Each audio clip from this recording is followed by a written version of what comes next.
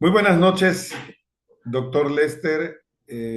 Mi nombre es Luis López López y voy a hablar acerca de los temas de la unidad 3, filosofía de la educación en la época moderna y contemporánea. Inicio comentando que la filosofía de la educación moderna tuvo sus inicios en el siglo XV y en el siglo XVIII, y esta cambió totalmente el enfoque del teocentrismo medieval al antropocentrismo y racionalismo, promoviendo una educación humanista, crítica y científica. Esta se centró en la razón, en la autonomía del individuo, la observación de la naturaleza y la formación de ciudadanos capaces de transformar eh, la sociedad. Recordemos que durante la época medieval la educación se basaba solamente en dogmatismo, era teocrática y solamente se enseñaba pues la doctrina de la iglesia y de lo que pues la Biblia contenía. Las principales corrientes y características del humanismo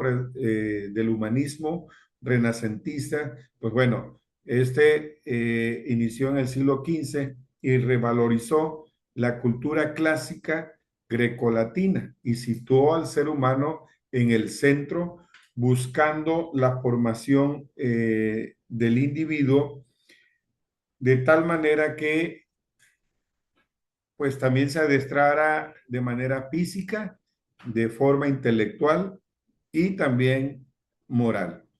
En la reforma y contrarreforma, estas impulsaron la educación elemental y la alfabetización. La primera para la lectura de la Biblia y la segunda para la reafirmación de la doctrina católica. El realismo pedagógico del siglo XVII propuso una enseñanza basada en la observación, la experiencia y el estudio de la naturaleza, desplazando así el enfoque libresco tradicional que donde se enseñaba utilizando lo que eran la información que había en los libros. En la ilustración y el naturalismo, en el siglo XVIII, bueno, tiene autores como Juan Jacobo Rousseau, que abogaron por una educación natural, respetuosa del desarrollo del niño y centrada en la experiencia directa, en la razón y la libertad individual. Uno de los principales exponentes del naturalismo, pues fue precisamente Juan Jacobo Rousseau, nacido en 1712 y fallecido en 1778.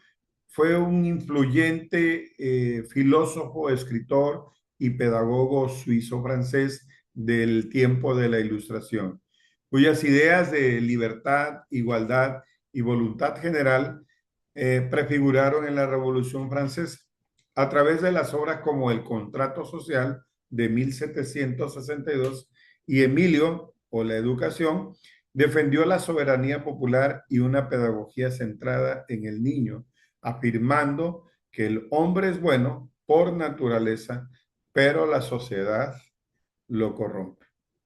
En la obra de Emilio, él propugna una educación natural basada en la experiencia, en la libertad y el desarrollo del niño, alejada de la imposición, alejada de todo, pues, lo que dicta el maestro o la misma sociedad, y esto revolucionó la pedagogía moderna. Él decía que la educación debe ser natural. El niño debe aprender en contacto con la naturaleza, desarrollando sus habilidades de forma espontánea y libre. Rechazó totalmente la educación tradicional. Rousseau criticaba la educación memorística y autoritaria. En cambio, proponía una enseñanza basada en la experiencia y en la curiosidad.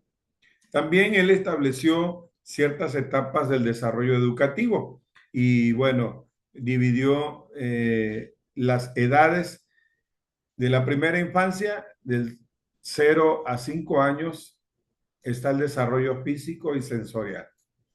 De los 6 a los 12 años, el aprendizaje mediante la exploración y el descubrimiento. En la adolescencia, de 13 a 15 años, desarrolló pues el desarrollo de la razón y el pensamiento crítico. Y en la juventud, de los años 16 en adelante, él decía de una educación moral y social. Otro de los grandes pensadores y psicólogo es John Dewey, de 1859 a 1952, nacido en Estados Unidos. Es reconocido como el padre de la educación renovada. Fue una de las figuras centrales del pragmatismo y un líder del movimiento de la educación progresiva. Sus ideas fundamentales de Dewey es el aprender haciendo. Sostenía que el aprendizaje no debe ser una memorización pasiva, sino un proceso activo basado en la experiencia y en la experimentación. Educación y democracia. Para Dewey, la escuela es una institución social donde los niños deben practicar la vida democrática aprendiendo a resolver problemas reales de forma colaborativa. El estudiante como centro. Propuso que el aula debe girar en torno a los intereses y las necesidades del alumno como con el profesor actuando como un guía y un facilitador en lugar de una autoridad rígida. Las ideas de John Dewey pues también revolucionaron la forma de cómo enseñar y al mismo tiempo pues lograron que en las aulas hubiera lo que es una pues participación activa del estudiante. Ya no algo pasivo, ya no que fuera totalmente receptivo, sino antes al contrario, que fungiera también como generador de su propio aprendizaje. Y las obras destacadas de John Dewey, entre sus más de 40 libros, los textos fundamentales incluyen Mi credo pedagógico en 1897, donde establece los principios educativos básicos. Democracia y educación en 1916, su obra más influyente sobre el papel de la enseñanza en la sociedad. Experiencia y educación. Aquí hace una revisión crítica de sus ideas frente a las corrientes tradicionales y progresistas extremas. Su legado sigue vigente en enfoques modernos como el aprendizaje basado en proyectos y en la instrucción centrada en la activación del estudiante como generador de su propio aprendizaje. También mencionamos a Anton Makarenko en 1888, 1939.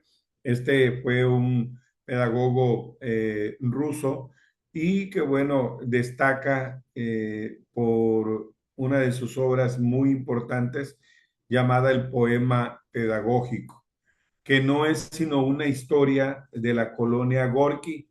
Fue un libro en la URSS muy popular, compuesto originalmente por 3 volúmenes y actualmente forma parte del temario de estudio de numerosos planes universitarios relacionados con el mundo de la escuela y la pedagogía. En el poema pedagógico, Makarenko refleja el trabajo que desarrolló durante 15 años como pedagogo en Rusia, en Poltova, de 1920 a 1935, trabajando con una colonia para delincuentes.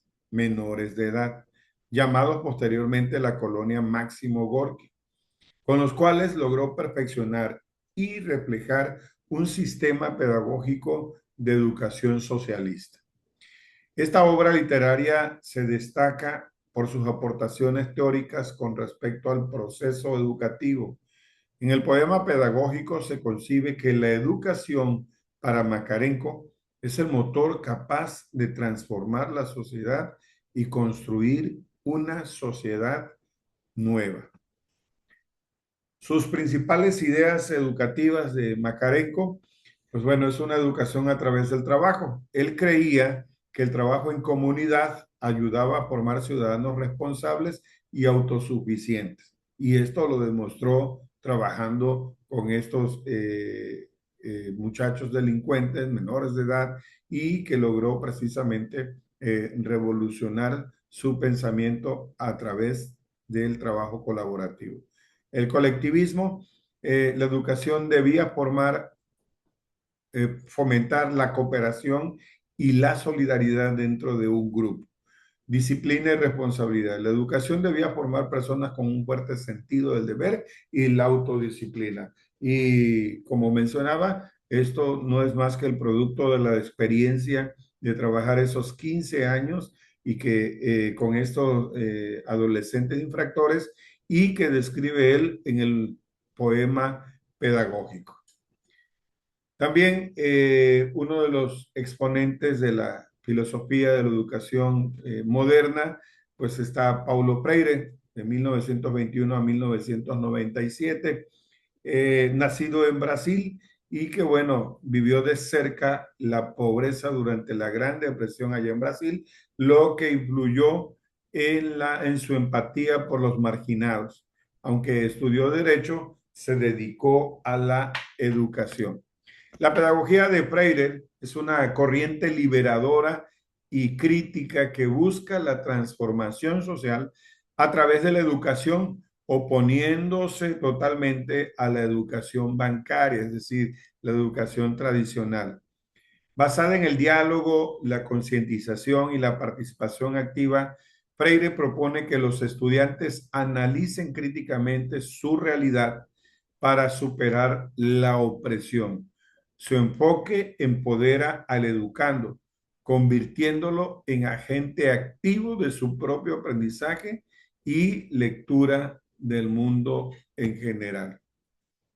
Él creó un método de alfabetización en 1962, logró alfabetizar a 300 trabajadores de la caña de azúcar en solo 45 días allá en Brasil, utilizando un método basado en palabras generadoras y el contexto de vida de los estudiantes. ¿En qué consiste ese método de las palabras generadoras? Bueno, hay una selección de palabras que contengan un alto valor significativo y de uso cotidiano para los estudiantes. Por ejemplo, la palabra trabajo, tierra, salud, mesa, palabras que tengan relación con su contexto y que el alumno esté acostumbrado a utilizarlas en el día a día.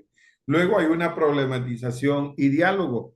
El docente presenta la palabra junto a una imagen, iniciando una conversación sobre su contexto y significado para analizarla, para posteriormente hacer el análisis silábico. La palabra se divide en sílabas y se hace una descomposición silábica para estudiar su estructura. Luego hay una síntesis y creación. Los estudiantes combinan las sílabas conocidas para formar nuevas palabras, entendiendo la lógica de la escritura, y después pasan a formar enunciados, lo que más adelante produce textos. La filosofía educativa de Freire, bueno, propone una educación problematizadora frente a la educación bancaria memorística. Su premisa central es que la educación es un acto político y de libertad donde educador y educando aprenden juntos. Sus principales ideas educativas: educación como liberación. La educación debe ser un proceso de concienciación y transformación social.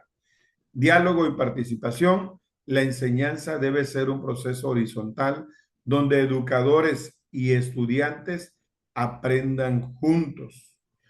Critica a la educación bancaria y memorística, es decir, Freire rechaza el modelo tradicional en el que los alumnos son simplemente receptores pasivos de conocimiento, es decir, como un vaso a llenar.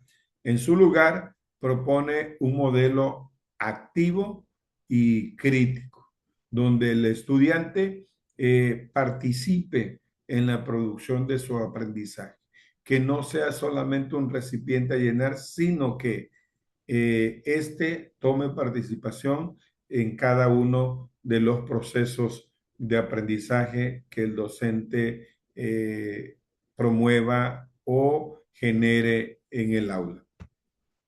Y bueno, estos son los temas de la unidad 3, donde he realizado el pensamiento de cada uno de los autores y pedagogos de la educación moderna y contemporánea y que han dejado, desde luego, un aprendizaje bastante importante, conociendo cómo ha venido evolucionando la filosofía de la educación, pasando de una educación medieval a una educación contemporánea, donde el centro del aprendizaje es el alumno, donde el aula debe reflejar un espacio donde el estudiante participe, donde el estudiante tenga la oportunidad de expresar sus ideas, de participar de forma activa y contraponerse totalmente a la educación memorística o a la educación tradicional que durante mucho tiempo también estuvo arraigada en el sistema educativo de nuestro país y de los países latinoamericanos. Sin embargo, este nuevo enfoque centrado en el alumno los lleva a lo que es la reflexión, el razonamiento y la generación de nuevos aprendizajes. Esto es cuanto he realizado de los temas de esta unidad. Muchísimas gracias y hasta la próxima.